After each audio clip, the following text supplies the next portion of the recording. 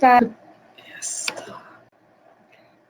Hello everyone, my name is Jennifer Kressbuch and I'm the current president of the Nova Scotia Society for Diagnostic Medical Sonographers. With me today is Julie Avery.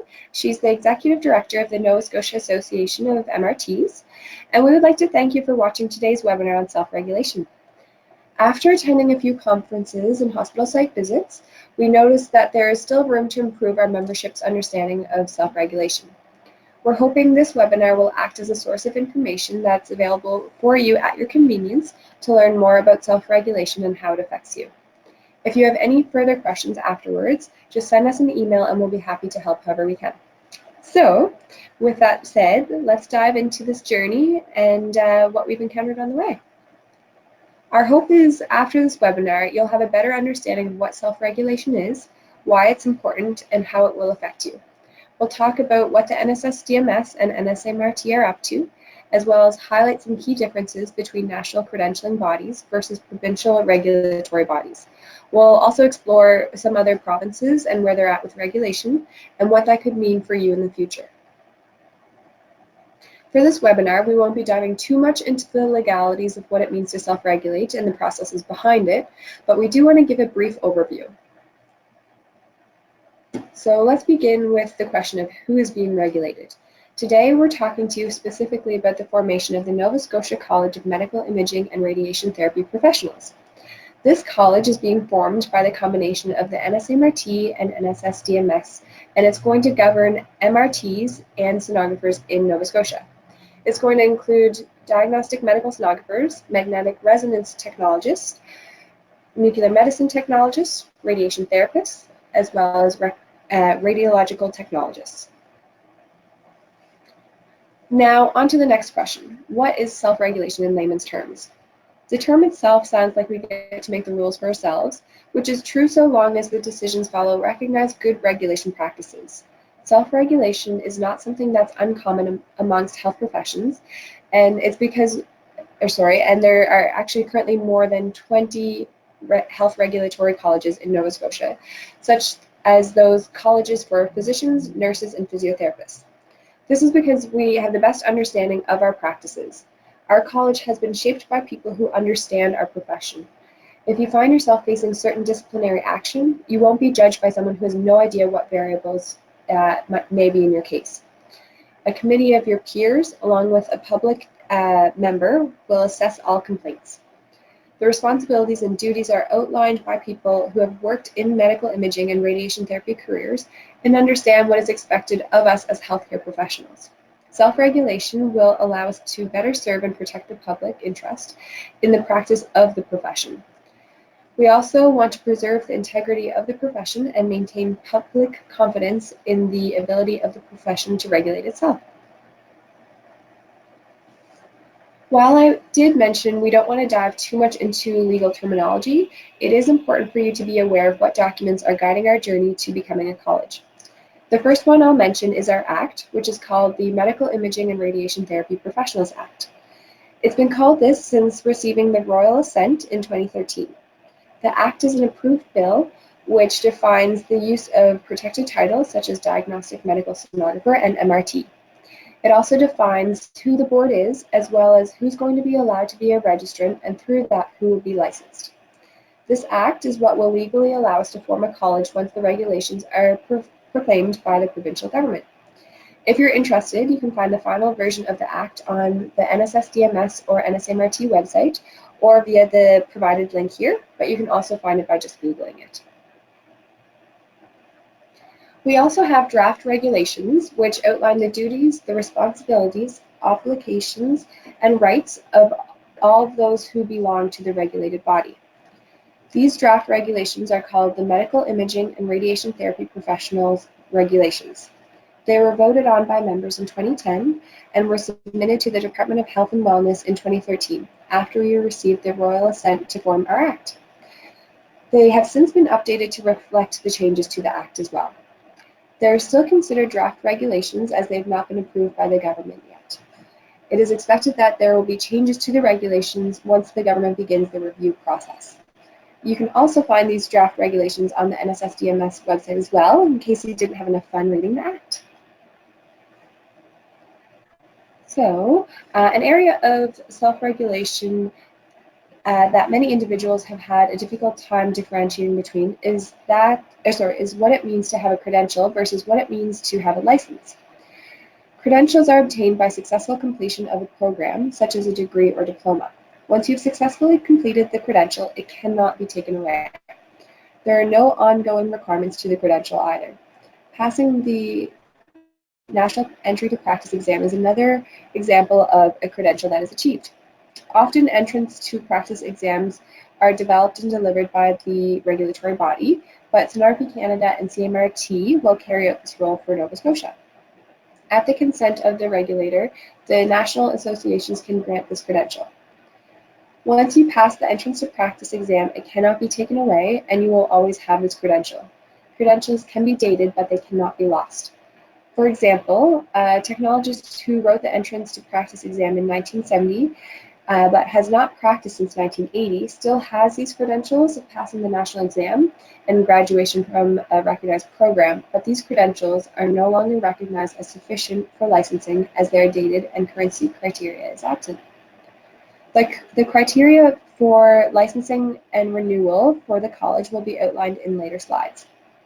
While attaining the credential of passing the national entrance to practice exam is required for licensing, maintaining membership with Sonography Canada or CMRT will not be a requirement for licensing.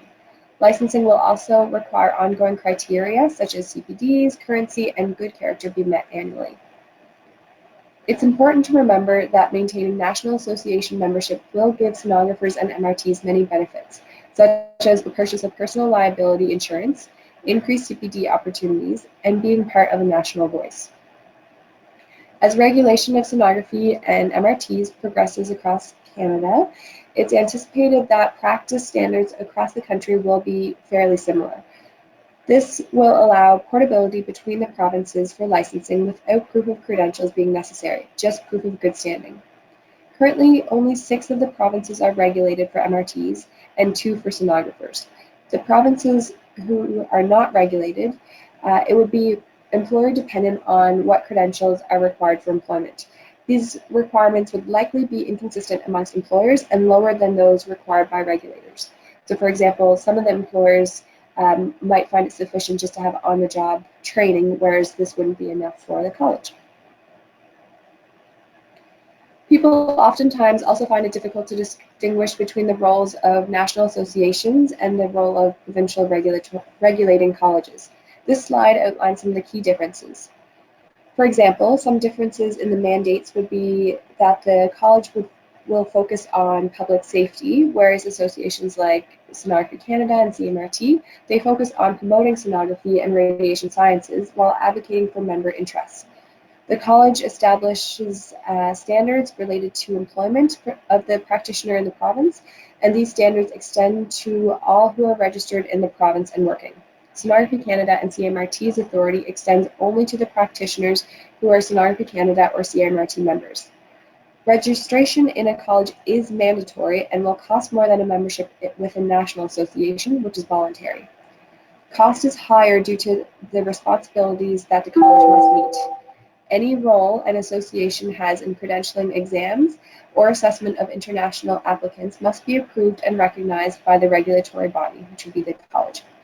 For example, CMRT does assessment of international applicants for Nova Scotia, but regulators in Ontario and Alberta do not accept this process, and they conduct their own assessment of international applicants. So self-regulation is important for many reasons. 2 of these reasons align with the 2 mandates of our college. The primary mandate is to protect the public by ensuring professional competency. The secondary mandate is to support the registrants. The college will do that by helping registrants to remain current in their profession by offering CPD opportunities, conferences, etc. Our goal with self-regulation will be to have member control over our profession. There will be entry to practice requirements, licensing criteria, a clearly defined scope of practice, and disciplinary process. There will be continuing professional development criteria, protection of titles such as diagnostic medical sonographer and medical radiation technologist. This will ensure only licensed individuals are able to practice as MRTs or DMSs in the province, and that employers will have an effective means of identifying licensed individuals who have met entrance to practice standards. We'll have a governing board that will protect the public, and then sonographers and MRTs in Nova Scotia will be on a level playing field with other professions. What roles beyond regulation of the members will the college have? The college will host annual educational events and annual general meetings, offer continuing professional development opportunities, and strive for the advancement of the profession through respect and networking with other regulated healthcare professionals. Also, the college will offer financial assistance each year to support registrants' attendance at leadership and educational events. So after hearing all this about protecting the public and gaining respect, what does self-regulation mean for the individual sonographer or MRT? There will be challenges such as mandatory dues rates, and MRTs have actually already been registering and renewing with the $450 dues rate since around 2016. But this will be a new endeavor for sonographers. MRTs and sonographers will be required to register with the college to be allowed to work in their profession. They will have improved CPD opportunities, protection of their practice and profession, complaint processes in place, improved professionalism, and important documents of reference such as code of ethics and standards of practice. These documents can be found on the NSMCIRTP website and should be reviewed by employees and employers in order to know what is expected of them in their daily practice. The standards are quite general and they do apply to all 5 disciplines in our college. Continuing from the previous slide, registration will not be optional if you choose to work as a sonographer or MRT in Nova Scotia. Registration with the college is mandatory, and as are the annual registration fees and biannual CPD credits. You'll need to meet certain criteria in order to obtain a license to practice, which includes having completed an approved education program in the relevant discipline, for example, X-ray, MRT, ultrasound. You will have had to complete the registration examination relevant to your discipline and all other criteria for the issuing of a practicing license, such as English requirements, etc. You will also be expected to have professional liability insurance, whether it's through Sonography Canada, CMRT, or another provider. Duty to report will be a new aspect to practice for MRTs and sonographers.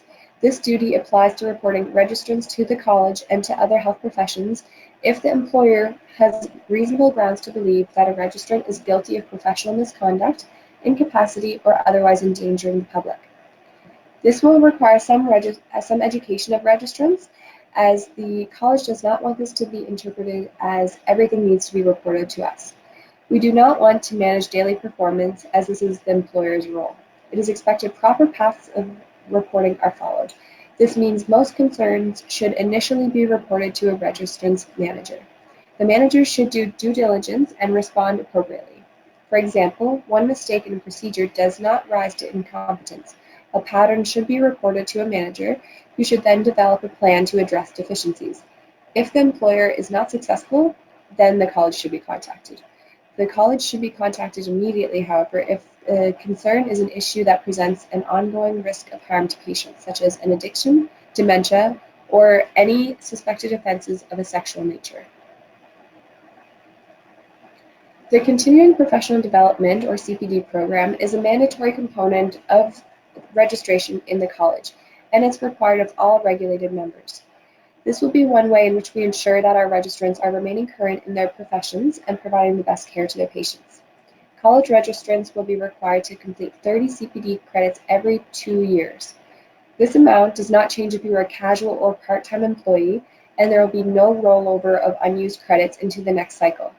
Non-compliance with the requirements of the CPDs is deemed to exhibit unprofessional conduct and could place the member's practice license at risk. Continued non-compliance could lead to suspension of their license. As soon as the college is formed, the CPD program will begin. The cycle goes from November 1st to October 31st, 2 years following. If the college is formed partway through this cycle, the amount of CPD credits will be prorated. The credits will also be prorated based on the registrant's calendar month of registration. You will be allowed to upload the CPDs through the online platform on the college website. It is expected that most activities used for the college CPD credits can also be used as credits for other bodies such as Sonography Canada. So there will be a grandparenting period for registrants once the college is proclaimed. In the case of sonographers, the college will only recognize Sonography Canada credentials after the grandparenting period is over. This means that sonographers who do not have Sonography Canada credentials will be required to obtain the appropriate training and credentials if they do not register during the grandparenting period. The grandparenting period is expected to be about 6 months. During the grandparenting period, the college will accept the following currently practicing sonographers. First, sonographers who have Sonography Canada credentials and graduated from an accredited school. Second, sonographers who have ARDMS credentials and have worked as a sonographer in Canada in the past 12 months. Third, sonographers who do not have any sonography credentials but have been working in ultrasound in Canada in the past 5 years. This grandparenting criteria applies to sonographers across the country. This means sonographers working in non-regulated provinces who may wish to move to a regulated province in the future should consider being assessed during the grandparenting period. There are also several exceptions for sonography practice at the IWK affecting nurses working in the Fetal Assessment and Treatment Centre or the Children's Heart Centre at the time that the Act becomes enforced. For specifics around these exceptions, please contact us to discuss. MRTs will continue to be required to have the same credentials to be licensed, so MRT criteria will not change, and therefore there's no grandparenting period that will be required for MRTs. So what will happen to new sonographers and MRTs? What will happen to new graduates or newcomers to the province? For new graduates from approved accredited programs in Canada, there will be a temporary license after graduation available until the graduates access the first sitting of the Sonography Canada or CMRT exams. If they fail, their temporary license is revoked and an individual cannot practice until they pass the national exam. If an individual graduates from a non-accredited program, they cannot write the national exam, so they are ineligible for licensing. There are some exceptions for this in Quebec. Internationally educated individuals will be referred to CMRT and Sonography Canada to be assessed for equivalency. If their educational and clinical program are found to be equivalent and they meet other requirements, they are allowed to access the National Entrance to Practice exam and then potentially become a member as well upon passing. So you may now be wondering where other provinces are at with self-regulation and what it could mean for your future employment in other provinces. Self-regulation is occurring in many provinces, and a lot of these provinces are approaching self-regulation in different ways. It's your professional responsibility to be aware of what regulations and requirements are in different provinces, especially if you're planning on practicing anywhere other than Nova Scotia. This will include short-term work, like locums, which may require temporary work permits. Self-regulated provinces will have different CPD programs, and some may require personal liability insurance, while others may not. Some provinces are joining already existing colleges, whereas some, like Nova Scotia, are forming their own college.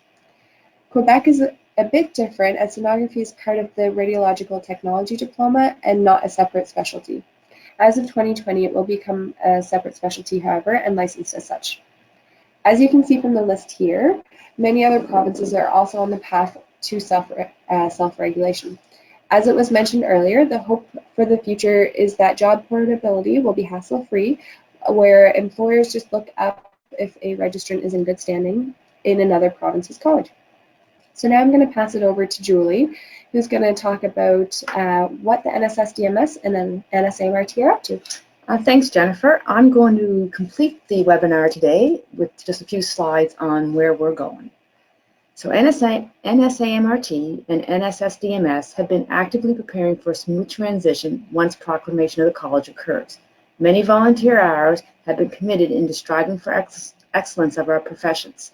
Over the next few slides, we'll explore what our boards have accomplished, some history of our groups, and where we would like to be in the future. NSMRT is currently made up of an executive board and 9 committees, with sonographer representation involved on 7 of these committees.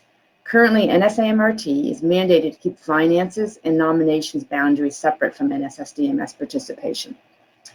NSSDMS is also has an executive board, and NSSDMS and NSMCIRTP have a joint board.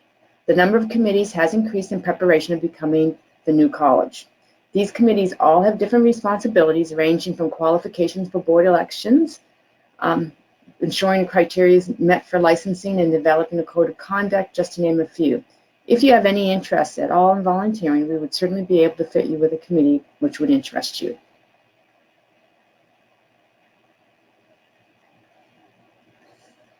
We've had many achievements since beginning the process of developing a college in 2010, which was when NSSDMS members voted to join force with NSMCIRTP. 3 years later, we received royal assent creating our bill, Bill 70, now an act.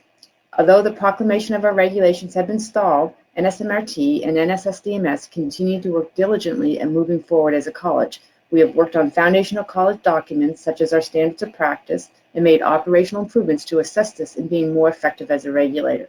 This includes a new website, registration platform, document storage platform, financial processes, and delivery of educational opportunities to members, such as the first ever Atlantic MRT conference.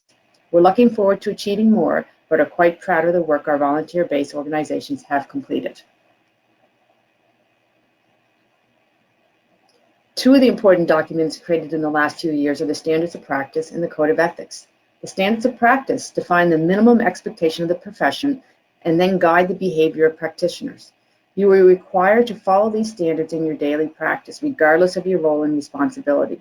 The Code of Ethics are a set of behavior principles which was created to protect the public interest by ensuring the delivery of safe, effective, and ethical services by practicing professionals. The Code of Ethics will be used in conjunction with the profession's standards of practice. Together, these documents set the professional expectations that registrants must meet in providing safe, effective, and ethical services. Both the Code of Ethics and Standards of Practice will be referenced when dealing with alleged misconduct and can be used as an educational resource for self-evaluation and peer review or by employers in considering position descriptions and qualifications. Many volunteer hours have gone into all the projects and documents, but in addition to creating base documents and improving operational efficiencies, we are actively working on reaching our members in new ways and creating an ease of access for all the rural sites as well through new platforms for e-voting and webinars. Another area of focus is networking. We have formed proactive partnerships by attending stakeholder meetings and conferences, as well as forming new alliances with many other professional societies and associations. All these activities align with our new strategic plan that will direct our activities over the next 4 years. This plan is available on the NSMCIRTP website. With all this currently going on, though, you might be wondering what's in store for the future.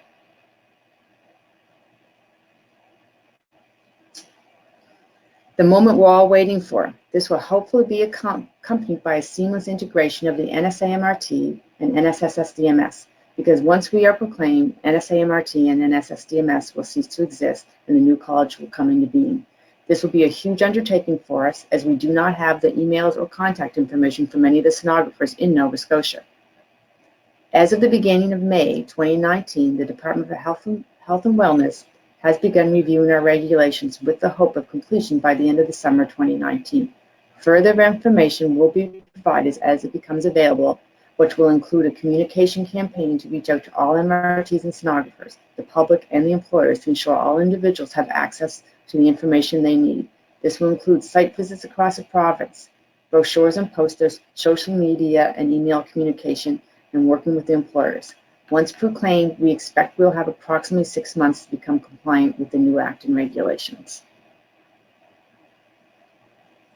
If you would like to help be part of this exciting time for our profession and be involved in the process, there is always a role for you. No participation is too small and no opinion invalid. We would love to hear comments and questions and would be excited to interact via social media and email. Responding to surveys, attending AGMs, helping to organize local conferences, involving yourself in committees, and participating in votes are all excellent and easy ways in which you can get involved.